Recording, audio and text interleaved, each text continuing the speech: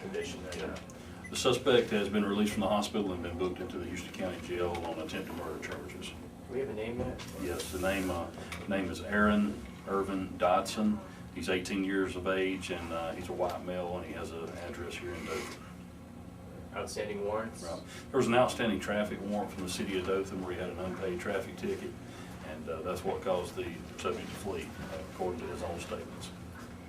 Can you tell us a little bit about how that actually occurred when we pulled up to the stop? Well, we pulled the subject over at a checkpoint. He advised that he did not have any insurance paperwork in the car with him. He also, we looked at his tag, advised that the tag was expired, and at that point he was asked to pull over to the side so that they could write him a couple of traffic citations. At that point, come back on the radio from dispatch that there was an active warrant on this individual, and deputies attempted to get him to get out of the car, and he would not step out of the car. They opened the driver's door to the car, and at that point the individual put the car in reverse and accelerated backwards at a high rate of speed, dragging two deputies backwards with him with a door against them. They were eventually thrown to the ground and got up. Their injuries were minor in nature and were treated and released from the medical center yesterday afternoon. At that point, the individual then accelerated forward in drive toward several more deputies who were standing in the middle of Jordan Avenue, and he accelerated toward them at a high rate of speed, and those deputies opened up fire on the vehicle, and the suspect was struck 3 times. None of his wounds were life-threatening in nature. A lot of times when you shoot through a vehicle, metal, shoot through glass, a bullet's performance is greatly deteriorated, and this young man is very, very fortunate and lucky to be alive today. You know what he's being charged with? Being charged with attempted murder. And, oh, I'm sorry, I didn't mean to cut you off there.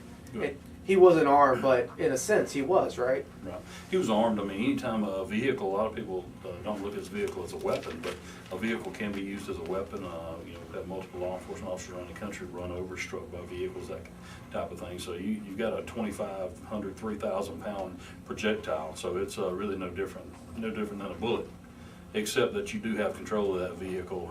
You don't have control of a bullet once it leaves the barrel, but that individual still has control of the vehicle. And he was crouching down in the vehicle, trying to avoid the gunfire yesterday as he was trying to accelerate toward the deputies.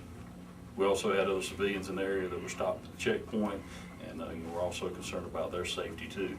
And someone who's just ran over and drug a couple of deputies down dirt road, we're concerned what that individual may do if they do escape the scene. We don't know at that point why they're trying to escape from law enforcement, or what other weapons they may have in the vehicle, or what type of crime that they may have committed either.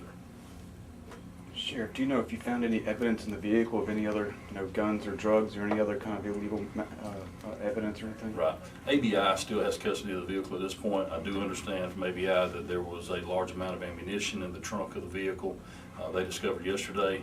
At some point, we are going to process the vehicle ourselves for our criminal investigation involving the attempted murder charges, and we'll properly catalog any evidence that's found in the car at that time. Is there some sort of review for the shooting, the deputy that fired the shots? I mean, are you investigating? Is A.B.I investigating? Well, there were 4 deputies who actually fired shots yesterday. A.B.I is investigating that. We will review, command staff here at the Sheriff's Office will review A.B.I's findings and make sure that all of the shots that were fired were in accordance with our policies and procedures.